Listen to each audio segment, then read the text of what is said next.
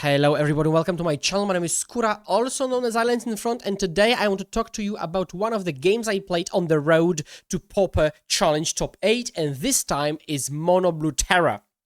One of the most popular matchups. I think it's a tier 1 deck in the entire format, and happily, it's a good matchup for us. And there are like already a million videos of my analysis of Mono Blue Terra specifically. You can also read about it in my guide here on Metafy. The list used was the same I played in Katowice some time back. My list is very good, and I think so. There are no changes. And let's analyze one of the games I played in the Swiss against Marco Bellacca 95. It's post board against Terra, and I'm on the draw. So let's start off. This is the hand I get at 7. Double land, double creature, kind of triple removal spell, right? So it has everything you want. You've got 1-drop, you've got sprite for cantrip, you've got removal for any creature, you can tempo snap the big Terra or Delva. Classic. Okay, all good. Did you fall for it? Did you fall for it? That's wrong. This is a mulligan. And I hope if you've been an avid viewer of mine, and especially a Metafy community member, this is wrong what I just said. Well, technically the things I said are true, but the conclusion is wrong. This is a mulligan. You cannot keep a hand that doesn't present early ninja. And again, that's a very simple reason, which I've said numerous times in the previous videos, but if you're here for the first time, viewer, thank you very much. Remember to subscribe, and let me tell you why. If you play the reactive role of answering stuff, first of all, you only have one hard removal. Snap is card disadvantage, and you don't even have a way to counter it on the way back if you, let's say, snap the big Terra, so big Serpent. So that doesn't really work. And also, even if you play 1-drop and you, let's say, remove or counter stuff up to a point, and something resolves at some point, right? Because of course it does. You don't even have counter spell. Then you're left with a 1-1 doing nothing. So even if for like 3 turns you're disruptive enough, then on the 4th turn, you're just left with Galeblade. And kind of hoping you draw a ninja anyways. This matchup is much better played if you have a ninja on turn 2, and then interact with them. Remember that if you have, let's say, the big ninja on board, but also even a small one, and they have a Terra, this ninja on the board is a soft removal for the Terra. Because if they attack you, you can attack back. Why is it important? They're losing just 2 life, you're losing 5, but you're drawing a card. Which means you can probably, okay, let's say in the early game you get 1 or 2 hits with the ninja, because you kept a very aggressive hand. Then they start playing serpents, but they attack you and you attack them back. So at some point you're, let's say, 3 or 4 cards up, with a lower life total, with them having very strong creatures. But from this position, you can start playing small creatures and just chomping. Block with Miscreant, dies. Block with Spellscatter Sprite, dies. Because it doesn't matter. Because you're up for cards. So if they keep attacking you, you'll keep attacking back. The creatures you draw, you can just throw them away to blocks, whilst pressuring them. And if they decide, okay, I can't actually attack you because you will ninja me back, then you say, okay, attack you for 2 in the air. Attack you for 2 in the air. Oh, I drew a ninja. Attack you for 2, ninja. Attack you for 2 in the air. And they'll lose. So, fundamentally, it works. It works both in practice and in theory. And so, this is a mulligan. And I will mulligan a lot of good hands that, again, look good in search of that turn 1 1-drop, turn 2 ninja. I would mull this on 6 as well. Right? I would keep this on 5, right? You can't go so reckless. But I would mull this on 7, I will mull this on 6 as well. Now, I'm pondering it just for a bit, because I have this rule, but you always have to think, is this the exception, right? Just in case, because you don't want to miss a good opportunity to actually switch things up. So I considered it, threw it away, got an absolutely excellent hand, and the question is, what do you put back? I think it's pretty easy. You put back Miscreant because you have double 1-drop. Miscreant is worse than Fairy Seer. You just have more card selection because the only thing this hand wants is lands. You have everything else. So it's a very convenient position. So let's look how it plays out. Because it's not all roses. We have just gone through the keep phase and we're 5 minutes in. But I hope you appreciate the analysis. So they go ponder, so I don't see a Delver, which I'm happy with always. And they don't thought scour, which means, because like Delver means they cannot have a typically fast serpent, because they spend 1 turn on delvering and possibly brainstorming rather than milling. And ponder is kind of not a Delver, but also not an aggressive mill. So it kind of like the perfect situation from my perspective, because it doesn't seem like it's either plan. And if they have like a single serpent on turn 3, again, that's like, it's expected. So, sure. Then I draw Ilvoy, not that great in this spot, so, but I see double island, I say, is good. Pass to you, opponent. I'm very happy about the situation. Let's see what you do. My opponent pays costs, they play Mental Note main in the upkeep after the ponder. They play a land. They play Thought Scour. I'm like, oh no. And they have 1, 2, 3, 4 spells. So if they play a land, they have 3 mana plus 4 spells. They can just have turn 3 Terra clean. Or play any other cantrip, any discounts, right? So it's very, very likely they will have the Terra. And I'm like, okay. I do my thing. And I'm not trying to like hold up counterspell. That's also another major point here. You're not holding up counterspell here. Why? Because again, you want to be reactive after you've established your own plan. You're not reactive to begin with. Fairies is not a reactive deck. It's an interactive deck. Proactive, interactive. In this order. Okay? So you want to use a counterspell after you've established your own position. Holding up counterspell here isn't really great because let's say they start on Thought Scour. Do you spell stutter? Well, if you spell stutter, they still get the spell in the graveyard, mana Terra. Ugh. Okay? Let's say they go 3 mana Terra, and let's say you even counter. You go to your turn, then you say, okay, then I will ninja anyways, because you have to, and they play Terra. Like, you kind of skipped thing a turn, while this play kind of pushes you ahead already, and then you can still do the thing. And also, counterspells are inherently restrictive because it's the opponent that decides when and how they do the thing. So, and you would also miss out on the scry to for example, hit your 3rd land drop. So there's a lot of things happening here, but the big conclusion is you're not holding up counterspell. So I have the 3rd land, I have counterspell Sprite. So what I'm looking for, more ninjas, and probably like bind a monster snap to actually interact with something that gets through.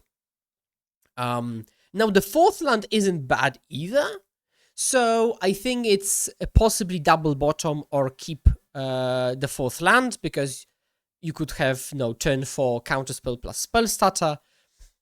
So I think there are reasonable ideas, but I decided to go double bottom, as I said, because 3 lands is fine, and it would be great if they played, for example, Big Terra, and I draw a bind the monster so I can bind it and still hold up a counterspell. That would be like the perfect scenario.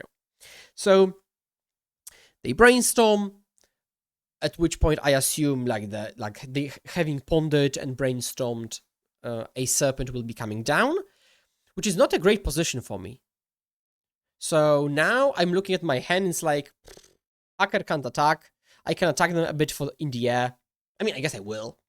So I see her again to have card selection. I see land Ilvoy. Ilvoy is good in this matchup, generally speaking, because you can block and sack and draw, which fogs one of the terrors, but I'm looking for something very specific here. So just attack for 1, with no intention to really block, but with the intention to counter anything they play. And this is the dynamic I told about. So they attack me, I'll attack them back. Big Ninja is much better at this because it cleanly generates a card, but Serpent, sure, counterspell, and hope they don't have their own, of course, but they've got 4 mana, and unfortunately they do, so it's like, oh, okay, that's pretty bad. Okay, I don't top deck a bind the monster. Let's see if Our Mind finds me something and finds me land and counterspell. Sure, let's play. And also, I didn't pre-play Fairy Seer, because if I missed on the land, like I don't want to have to put a land on top, and if I miss on the land, then I don't hold up spells as a sprite, so. It's island bind the monster, so I keep bind the monster, and I pass back with the removal, and I attack for 2 in the air. Now, normally I take damage pretty liberally in this matchup, because again, you can attack back and start chomping. However, bind the monster isn't without downsides, and I know I will have to take 6 damage from bind. So I think I have to kind of preemptively chomp now to convert that bind the monster I'm about to draw. Again, a very important point. They play another serpent, sadly, so I am forced to counterspell, and again, for hope for the best. If this serpent resolves, it's going to be very hard to win, because I will take 6 from bind, and they will have 2 other serpents on the board. So I play counterspell, and they have the counterspell. So again, I don't think anybody in this position would like to take fairies. Now the question is, how do you attack? Because now I'm at 4. I have to double chomp every turn. So now I have the Ilvoy available to go Ilvoy block sack. But now the point isn't to stay alive. The point is to win the game somehow, right? So the question is, how do you win the game from this position? How do you sequence the plays to give yourself a non-deterministic best chance to actually win this game? Because you're clearly behind. And I decide that I need to attack, and I need to find something better. Also, spell stutter isn't really that good. Okay, I'll just ditch one. I pass back with the intention of playing Ilvoy Galeblade, and then block sack. Worst case, I can go Ilvoy and spell stutter, but hopefully that doesn't happen. So they attack with both. I play Ilvoy, even if they have counter for Ilvoy, but what will be counter number 3?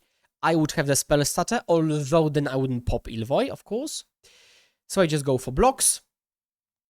And then now Ilvoy shines absolutely here, because it's a free block, which is insane in this position. And of course, every bind the monster now is bad.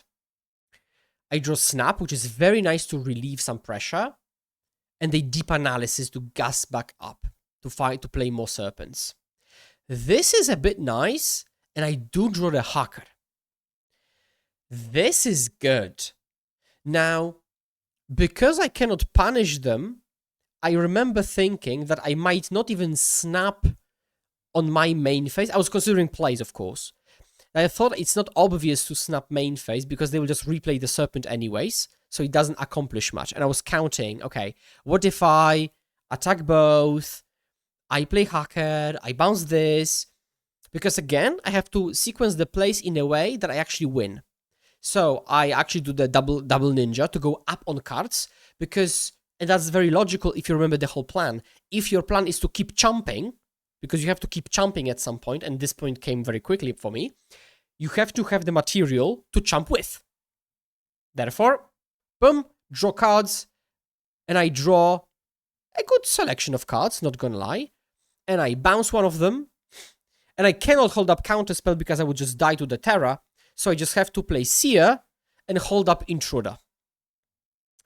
So even if they have Sleep, for example, they sleep Fairy Seer, and I can just flash an Intruder and hopefully block. I cannot beat Sleep. Okay, so there's an argument, I remember thinking about this, that maybe I should play Intruder main phase to play around Counterspell.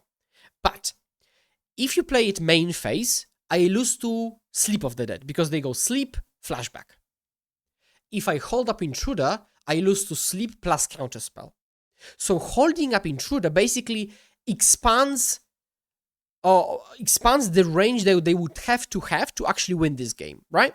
Because a single Sleep is much more likely than the same Sleep and one more extra card. So this is a stochastic, probabilistic decision that I would want to force them to have a tougher range to kill me. Again, with the intention to double block. But I remember thinking about this through, so that's why there is a pause here, and I'm kind of hovering over Intruder, and I was thinking about this exact pattern of stochasticity, and oh god, it took some time, but I pass back, and let's see what happens. They lose 3 life, and they play Deep Analysis. Okay. And actually, I scried beforehand. You might not have seen. I scried beforehand, and I put Strix and then Ninja, Big Ninja on top. And they actually play sleep on my Fairy Seer. I flash in Brain Barrow Intruder because they wanted to go for the kill.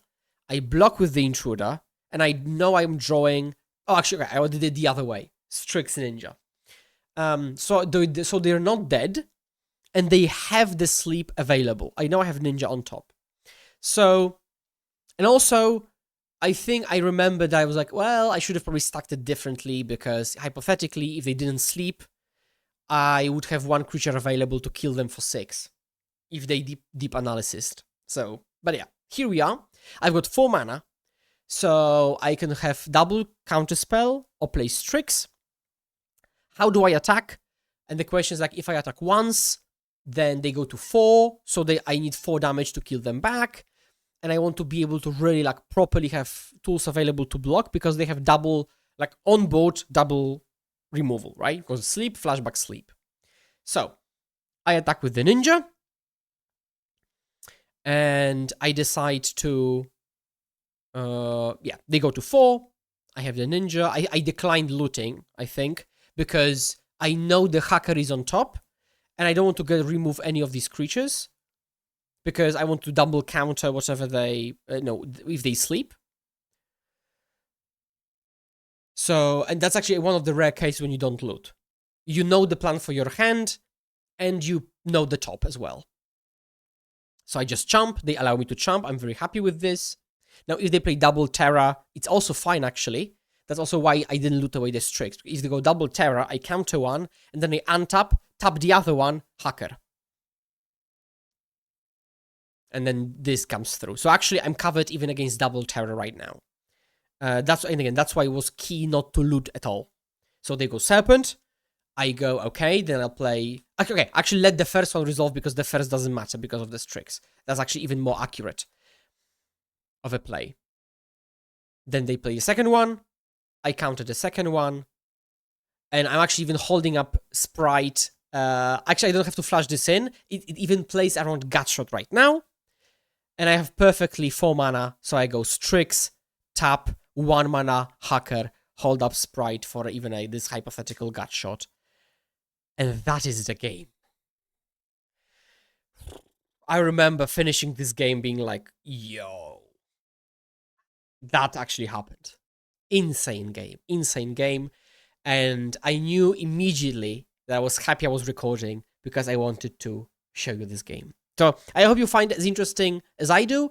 Feel free to leave any comments down below. And whether you like this type of content where I play a tournament, I record the games and I talk over this later.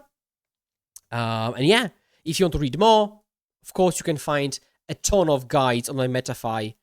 And when you pay for the subscription, you get access to all of them, of course. And yeah, thank you very much for watching. And as always, please remember to hold my hand and let's pass them together. And I'll see you next time. Cheers.